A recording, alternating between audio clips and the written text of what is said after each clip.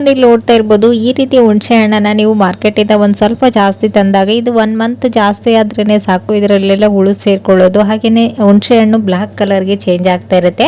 So ಆ ರೀತಿ ಆಗದೇನೆ ಇದನ್ನ ಯಾವ ರೀತಿ ನೀಟಾಗಿ ಸ್ಟೋರ್ ಮಾಡೋದಂತೇಳಿ ತೋರಿಸ್ತಾ ಇದ್ದೀನಿ. ನೋಡ್ತಾ ಇದ್ರೆ ಮೊದಲಿಗೆ ಈ ಒಂದು ಹುಣಸೆ ಹಣ್ಣನ್ನ ನೀಟಾಗಿ ಬಿಡಿಸ್ಕೊಳ್ಬೇಕು. ಇದರಲ್ಲಿ ಒಂದು ಸ್ವಲ್ಪ ಹುಣಸೆ ಬೀಜ ಇರುತ್ತಲ್ವಾ, ಅದರಿಂದನೇ ಹುಳುಗಳೆಲ್ಲ ಸೇರ್ಕೊಳ್ಳೋದು. ಸೊ ಹಾಗಾಗಿ ಅದನ್ನ ಸಪ್ರೇಟ್ ಮಾಡಬೇಕು.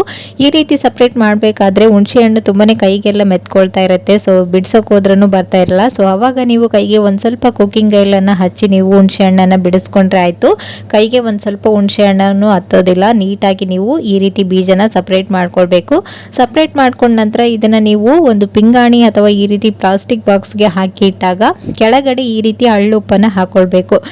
ಹಳ್ಳುಪ್ಪನ್ನು ಹಾಕಿದ ನಂತರ ಒಂದು ಸ್ವಲ್ಪ ಹುಣಸೆ ಹಣ್ಣನ್ನು ಇಡಬೇಕು. ಮತ್ತೆ ಸೆಂಟ್ರಲ್ಲಿ ಒಂದು ಸ್ವಲ್ಪ ಹಳ್ಳುಪ್ಪನ್ನು ಹಾಕಿ ಈ ರೀತಿ ನೀವು ಹುಣಸೆ ಹಣ್ಣನ್ನು ಇಟ್ಕೊಳ್ಳೋದ್ರಿಂದ 1 ಮಂತ್ ಅಲ್ಲ, ಇದು 6 ಮಂತ್ ಇಟ್ರು ಹುಣಸೆ ಹಣ್ಣಿನ ಕಲರ್ ಒಂದು ಸ್ವಲ್ಪನೂ ಹಾಳಾಗೋದಿಲ್ಲ. ಹಾಗೇನೆ ಈ ಹುಣಸೆ ಬೀಜನ ನಾವು ಸಪ್ರೇಟ್ ಮಾಡಿರೋದ್ರಿಂದ ಇದಕ್ಕೆ ಹುಳು ಏನು ಸೇರ್ಕೊಳ್ಳೋದಿಲ್ಲ. ಸೊ ಈ ಒಂದು ಟಿಪ್ಸ್ ಕೂಡ ಖಂಡಿತ ಯೂಸ್ಫುಲ್ ಆಗುತ್ತೆ. ಒಂದ್ಸರಿ ಟ್ರೈ ಮಾಡಿ ನೋಡಿ, ಓಕೆನಾ.